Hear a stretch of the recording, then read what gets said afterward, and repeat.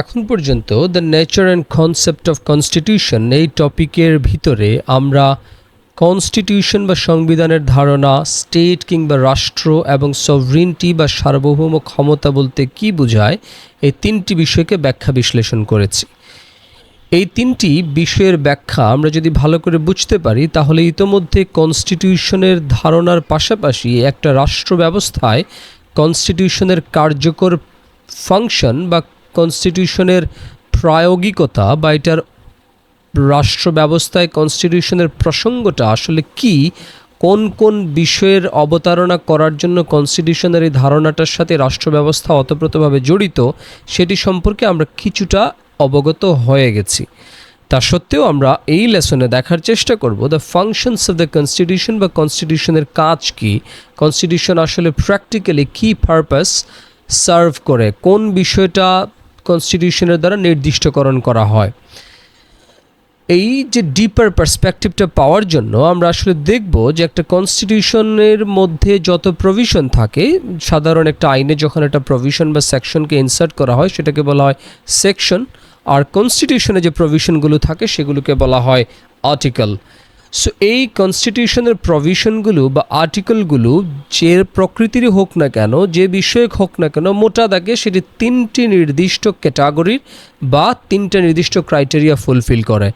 এটা এই কারণে বলা হয় যে কনস্টিটিউশন পারফর্মস 3 এসেনশিয়াল ফাংশনস, যে কনস্টিটিউশনের মূলত তিনটা গুরুত্বপূর্ণ কাজ আছে।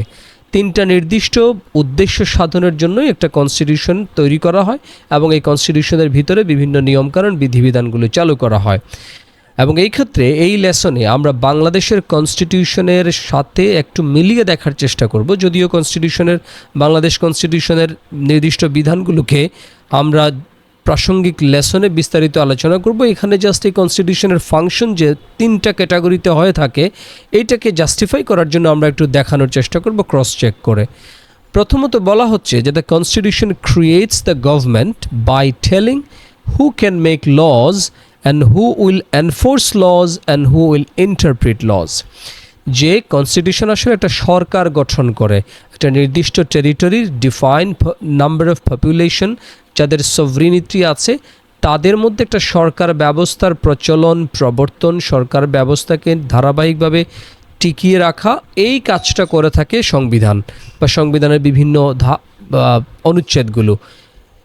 এই ক্ষেত্রে বলা হচ্ছে যে এইটা কিভাবে করে থাকে, যে কনস্টিটিউশন বলে দেয়, it tells who can make laws, যে কে আসলে আইন প্রণয়ন করতে পারবে, যাদেরকে আমরা বলি আইন প্রণেতাগণ বা আইনসভা বা পার্লামেন্ট বলে থাকি আমরা, যেটাকে কনস্টিটিউশনাল ল্যাঙ্গুয়েজে বলা হয় লেজিসলেচার বা আইন প্রণেতা যে সমিতি বা সভা বা সংগঠন থাকে। দ্বিতীয়ত বলা হচ্ছে যে এই যে আইনসভা যে আইনগুলো প্রণয়ন করে দিয়েছে সেই আইনগুলো কিভাবে বাস্তবায়ন করা হবে, কে বাস্তবায়ন করবে, এইটিও সংবিধানে বলা থাকে। যেমন এক্সিকিউটিভ বা নির্বাহী বিভাগ যেটাকে আমরা বলে থাকি, যেমন বাংলাদেশের আইনে আমাদের সংসদ আইন করে দেয় যে কোন কাজটা অপরাধ হবে, কোন বিষয়টা কোন ইকোনমিক ডেভেলপমেন্টের জন্য কী রকমের প্রকল্প কিংবা পলিসি নেবে, এবং সেই প্রকল্প পলিসিগুলো কিংবা একটা ফৌজদারি অপরাধ যে কাজটাকে অপরাধ বলা হয় সেই কাজ যদি কেউ করে থাকেন সেটার শাস্তি আরোপ করা কিংবা কাজ প্রতিহত করার জন্য মূলত এক্সিকিউটিভ বা নির্বাহী বিভাগ কাজ করে, যেখানে পুলিশ এবং অ্যাডমিনিস্ট্রেশন জড়িত। 3 নম্বরে হচ্ছে যে হু উইল ইন্টারপ্রিট লজ, যে পার্লামেন্ট যে আইনটা করে দিল, যে আইনটা তৈরি করলো, সেই আইনটাকে ব্যাখ্যা বিশ্লেষণ করা, এই আইনের অধীনে যাবতীয় বিচার আচারগুলো করা, অর্থাৎ কে আইন লঙ্ঘন করেছে, আদৌ আইনটা লঙ্ঘন হয়েছে কিনা, এই সমস্ত যাবতীয় কর্মকাণ্ডগুলো কে করবে সেটাও সংবিধান বলে দেয়, অর্থাৎ যাদেরকে আমরা বলি জুডিশিয়ারি বা বিচার বিভাগ। আমরা একটু বাংলাদেশ কনস্টিটিউশনে গিয়ে দেখার চেষ্টা করি যে এই যে বাংলাদেশের সংবিধানে কি এই কথাগুলো বলা আছে কিনা, যে কে আইন প্রণয়ন করবে, সেই আইন অনুযায়ী কে কাজ করবে, কিংবা আপনার সেই আইন অনুযায়ী বিচারগুলো কে করবে। সুনির্দিষ্টভাবে ডিরেক্টলি এরকম কোনো ল্যাঙ্গুয়েজ বলা নেই, কিন্তু এই তিনটা পার্টি আমাদের সংবিধানে আছে। যেমন এই যে সংবিধানের 4th ভাগে দ্য এক্সিকিউটিভ বা নির্বাহী বিভাগের কথা বলা আছে, যেখানে রাষ্ট্রপতি, প্রধানমন্ত্রী এবং তাদের ক্ষমতা বা কর্তৃপক্ষ, তাদের কর্তৃত্ব, তাদের ক্ষমতার সীমারেখা, তাদেরকে নির্বাচনের পদ্ধতি, মিনিস্ট্রি, প্রধানমন্ত্রী প্রাইম মিনিস্টারের অধীনে যে ক্যাবিনেট থাকে বা যে uniform body of the minister থাকে, সেই ক্যাবিনেটের আসলে এই যে 55 নম্বর অনুচ্ছেদে সেই ক্যাবিনেটের ক্ষমতাগুলো কি কি, ক্যাবিনেটের মেম্বারদের মেয়াদ কিভাবে হবে না হবে, এই সমস্ত বিস্তারিত জিনিসগুলো, তার মানে এক্সিকিউটিভ বা আইন যারা বাস্তবায়ন করেন সেই এক্সিকিউটিভ বা নির্বাহী বিভাগের গঠন, কাঠামো, পরিধি, সীমারেখা, এই সংক্রান্ত বিধিবিধানগুলো এই সংবিধানের দ্বিতীয় চ্যাপ্টারে এখানে চতুর্থ অনুচ্ছেদে বলা আছে। চতুর্থ ভাগে এক্সিকিউটিভের কথা, চতুর্থ ভাগের আবার কয়েকটা চ্যাপ্টার আছে, বেশ কিছু চ্যাপ্টার। প্রথম চ্যাপ্টারে প্রেসিডেন্ট, দ্বিতীয় চ্যাপ্টার হচ্ছে প্রাইম মিনিস্টার এবং ক্যাবিনেট, এইভাবে তৃতীয় চ্যাপ্টারে লোকাল গভর্নমেন্ট বা স্থানীয় সরকার, যদিও এটা ইলেক্টেড গভর্নমেন্ট বাট এটা আসলে একটা নির্বাহী বিভাগেরই অংশ। দ্বিতীয়ত আমরা এসে দেখি এই যে পার্ট 5 বা পঞ্চম অংশে, সংবিধানের পঞ্চম অংশে বা পঞ্চম ভাগে এসে এই যে দেখেন পার্লামেন্ট কিংবা আইনসভার কথা বলা আছে। 65 নম্বর অনুচ্ছেদে পার্লামেন্ট বা আইনসভা কীভাবে গঠিত হবে সেটা বলা আছে। পার্লামেন্টের সদস্য হওয়ার জন্য যোগ্যতাগুলো কী কী, একজন সদস্যের যোগ্যতা কখন বিলোপ হয়ে যায় বা সদস্যপদ কখন হারিয়ে যাবে, পার্লামেন্ট মেম্বারদের ইমিউনিটিস বা তাদের বিশেষাধিকার কিছু প্রাধিকার আছে সেইগুলো এখানে কথা বলা আছে। পার্লামেন্ট কীভাবে পরিচালিত হবে, অধিবেশনগুলো কীভাবে নির্দিষ্ট নিয়ম মাফিক অনুষ্ঠিত হবে, এই যাবতীয় স্পিকার, ডেপুটি স্পিকারের ক্ষমতা, তাদেরকে নির্বাচনের পদ্ধতি, এই সংক্রান্ত বিধিবিধানগুলো এখানে বলা আছে। আর আমরা যদি ষষ্ঠ ভাগে যাই তাহলে দেখি যে সেখানে জুডিশিয়ারির কথা বলা আছে, বিচার বিভাগের কথা, যে আর্টিকেল 94-এ যে একটা সুপ্রিম কোর্ট গঠন করতে হবে, আর্টিকেল 95 এবং 96-এ 95-96 অনুচ্ছেদে সুপ্রিম কোর্টের জাজেসদেরকে কিভাবে নিয়োগ করা হবে, তাদের একজন বিচারকের নিয়োগের মেয়াদ কতদিন হবে, কিভাবে একজন বিচারককে অপসারণ করা হবে না হবে, অস্থায়ী বিচারপতি নিয়োগ করা সংক্রান্ত বিধান 98 অনুচ্ছেদে, সুপ্রিম কোর্টের ক্ষমতা, হাইকোর্ট ডিভিশনের ক্ষমতা বা জুরিসডিকশন বা এখতিয়ার 102 নম্বর অনুচ্ছেদে বলা আছে যে রিট সংক্রান্ত হাইকোর্ট ডিভিশনের যে বিশেষ যে ক্ষমতা বা কর্তৃত্ব সেটা আপিল বিভাগের ক্ষমতা। তাহলে আমরা দেখতে পাচ্ছি যে এখানে বিচার বিভাগ গঠন, বিচার বিভাগের ক্ষমতা, কর্তৃত্ব, বিচার বিভাগের বিচারকদেরকে নিয়োগ, তাদেরকে অপসারণের পদ্ধতি, এই সমস্ত যাবতীয় বিধিবিধানগুলো এখানে বলা আছে। একইভাবে এই জুডিশিয়ারি বা ষষ্ঠ ভাগের দ্বিতীয় চ্যাপ্টারে সাবঅর্ডিনেট কোর্টস বা আমাদের যে নিম্ন আদালত যেটি আছে, যে ডিস্ট্রিক্ট লেভেলে যেটি অবস্থিত, সিভিলের ক্ষেত্রে দেওয়ানি আদালত আর ক্রিমিনালের ক্ষেত্রে ফৌজদারি আদালত, সেগুলোর কথা বলা আছে। তার মানে এই যে প্রথম যে দাবিটুকু আমরা করলাম যে সংবিধান আসলে creates a government by telling who can make laws বা legislature, who will enforce laws বা executive and who will interpret laws বা জুডিশিয়ারি, যে কে আইন প্রণয়ন করবে, কারা সেই আইনটা বাস্তবায়ন করবে এবং সেই আইনের অধীনে কারা ব্যাখ্যা বিশ্লেষণ বা বিচার আচারগুলো অনুষ্ঠান করবে, সেই বিষয়গুলো এখানে বলা আছে। আমরা প্রথম দাবির সত্যতা পেলাম যে কনস্টিটিউশন আসলে ক্রিয়েটস এ গভর্নমেন্ট। দ্বিতীয়ত বলা হচ্ছে যে কনস্টিটিউশন আসলে লিমিটস দ্য গভর্নমেন্ট।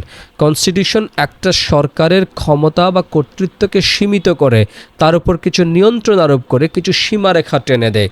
বলা হচ্ছে যে it limits the government by placing restriction on state power, যেটা আসলে সরকারের বা রাষ্ট্রের যে ক্ষমতা আছে সেই ক্ষমতার উপর কিছু সীমাবদ্ধতা আরোপ করার মাধ্যমে কার্যত একটা সরকারের উপর নিয়ন্ত্রণ আরোপ করে। ইট গ্যারান্টিজ দ্য ফান্ডামেন্টাল রাইটস, যে এটা কিছু মৌলিক অধিকারের নিশ্চয়তা বিধান করে।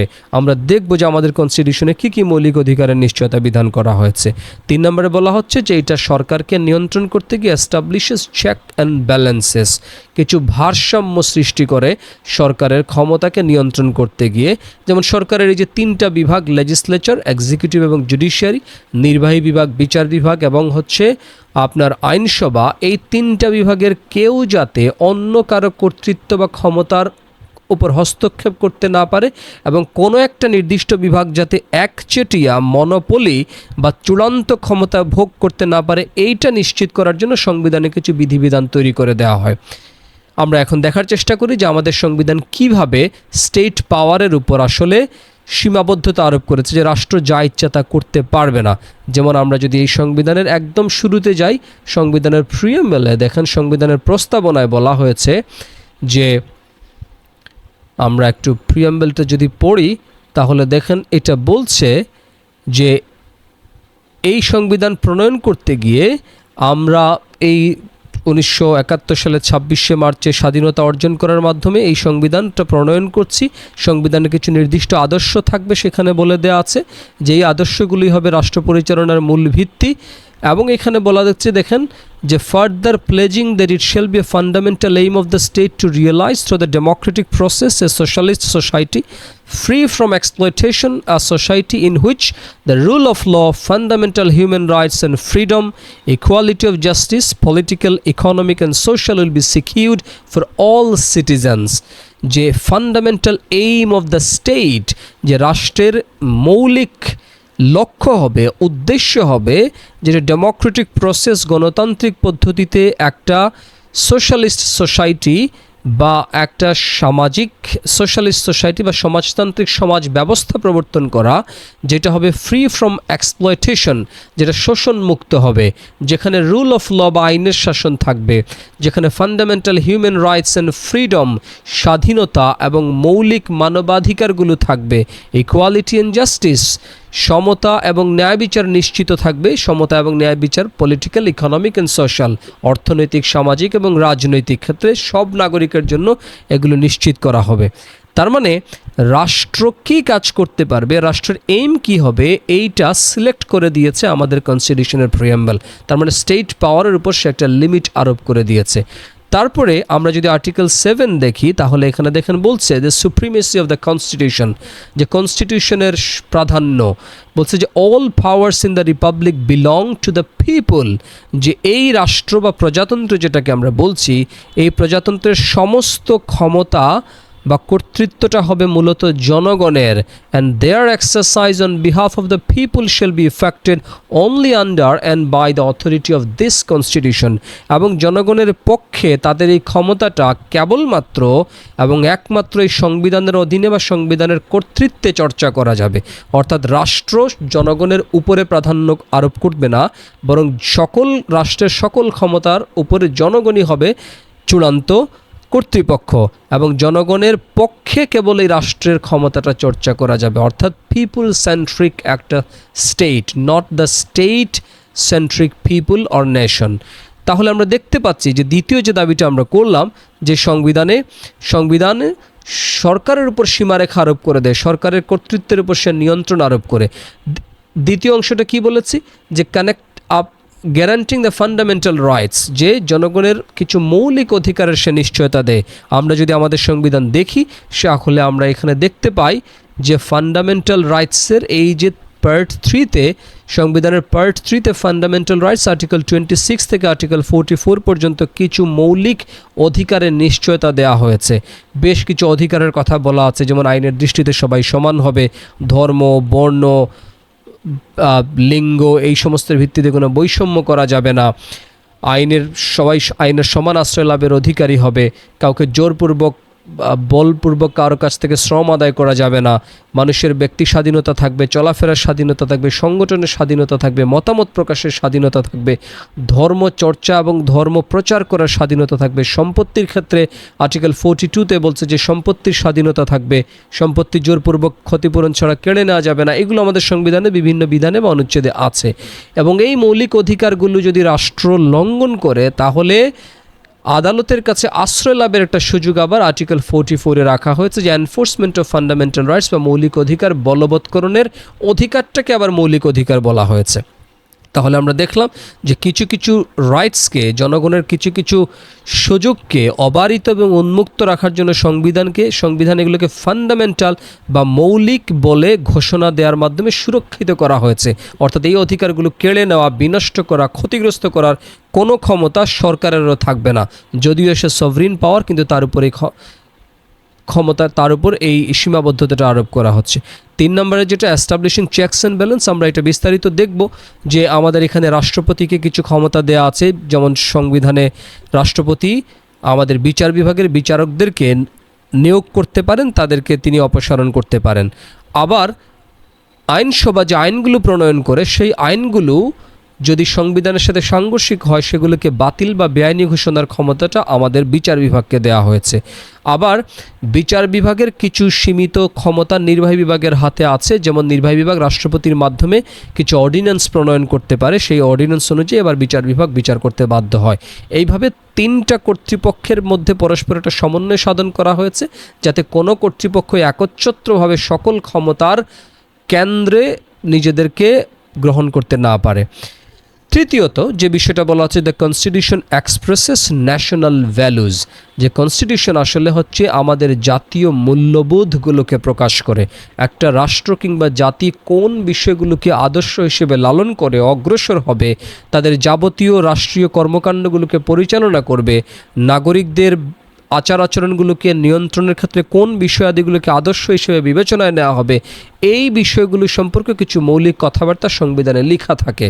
বলা হচ্ছে যে ইট এক্সপ্রেসেস, মানে কনস্টিটিউশন এক্সপ্রেসেস ন্যাশনাল ভ্যালুজ, যে জাতির মূল্যবোধ, জাতীয় চেতনাগুলো সংবিধান এক্সপ্রেস করে, প্রকাশ করে। কিভাবে? যে reflecting the aspiration and identity of A people at the time it is made or amended.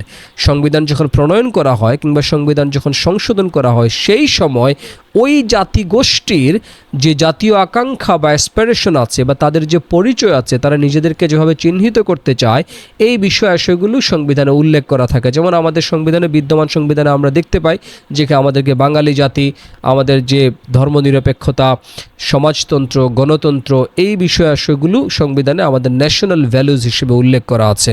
তারপরে বলা আছে যে telling what kind of society we want to build, ওই রাষ্ট্র, ওই জাতিগোষ্ঠী আসলে কীরকম সমাজ ব্যবস্থা তৈরি করতে চায়, কীরকম সমাজ গঠন করতে চায়, সেগুলো সংবিধানে বলে দেওয়া হয়। Selecting what values we stand for, যে ওই দেশের জনগণ, ওই দেশের সিটিজেনরা কোন আদর্শগুলোর জন্য তারা নিজেদেরকে, কোন আদর্শগুলোর প্রতি তারা বিলং করবে, সাবস্ক্রাইব করবে, কোন আদর্শগুলোকে লালন করার জন্য তারা রুখে দাঁড়াবে, স্ট্যান্ড করবে, সেইগুলো সংবিধানে বলা থাকে। যেমন democracy, justice, equality, rule of law কিংবা অন্য কোনো আদর্শ যদি থাকে। আমরা দেখতে পাই যে আমাদের সংবিধানে এক্স্যাক্টলি আমাদের সংবিধানের এই যে দ্বিতীয় পার্টে fundamental principles of state policy, রাষ্ট্র পরিচালনার মূল নীতিসমূহ, অর্থাৎ যে নীতি এবং আদর্শগুলোকে বিবেচনায় রেখে একটা রাষ্ট্রের যাবতীয় কর্মকাণ্ডগুলো পরিচালিত হবে, রাষ্ট্র তার সমস্ত অর্থনৈতিক, রাজনৈতিক এবং অন্যান্য আনুষ্ঠানিক এখানে বলা আছে। যে আর্টিকেল 8-এ বলা আছে, যেমন আর্টিকেল 8-এ দেখি যে the principles of nationalism, socialism, democracy and secularism, যে গণতন্ত্র, ধর্মনিরপেক্ষতা, সমাজতন্ত্র এবং জাতীয়তাবাদ হবে, ন্যাশনালিজম হবে এই রাষ্ট্রের ফান্ডামেন্টাল প্রিন্সিপালস, মৌলিক নীতি বা আদর্শগুলো। তো এই দ্বিতীয়ত আমরা এখানে দেখি যে ডেমোক্রেসি অ্যান্ড হিউম্যান রাইটসের কথা বলা আছে অনুচ্ছেদ 11-তে, যে the Republic shall be democracy in which fundamental human rights and freedoms in respect for the dignity and worth of the human person shall be guaranteed, যে এই প্রজাতন্ত্র হবে একটা গণতন্ত্র যেখানে জনগণের মৌলিক মানবাধিকারগুলো এবং স্বাধীনতা এবং তাদের যে রেসপেক্ট ফর দ্য ডিগনিটি এবং সম্মান, মর্যাদা, এগুলো সুনিশ্চিত করা হবে। একইভাবে আমাদের সংবিধানের প্রিয়াম্বলে এই রাষ্ট্রের আদর্শ নিয়ে কিছু কথাবার্তা বলা আছে। আর্টিকেল 14-এ দেখেন বলা আছে emancipation of peasants and workers, যে কৃষক, মেহনতি কৃষক, পিজেন্টস মানে কৃষক, এবং ওয়ার্কার্স যে মেহনতি শ্রমিক যারা, তাদের ইমানসিপেশন বা মুক্তিটা হবে জাতির আকাঙ্ক্ষা। বলা হচ্ছে যে it shall be a fundamental responsibility of the state, যে রাষ্ট্রের একটা মৌলিক দায়িত্ব হবে to emancipate the toiling masses, the peasants and workers and backward sections of the people from all forms of exploitation, যে মেহনতি শ্রমিক জনগোষ্ঠী যারা আছেন, কৃষক, শ্রমিক এবং অন্যান্য সকল পিছিয়ে পড়া জনগোষ্ঠী, তাদের মুক্তি, শোষণ বঞ্চনা থেকে তাদের মুক্তিটাই হবে রাষ্ট্রের একটা মৌলিক দায়িত্ব। তার মানে দেখেন এই যে রাষ্ট্রের কিছু আদর্শের কথা এখানে বলা আছে, যে রাষ্ট্র কোন আদর্শগুলোকে সামনে রেখে তার যাবতীয় কর্মকাণ্ডগুলো পরিচালনা করবে।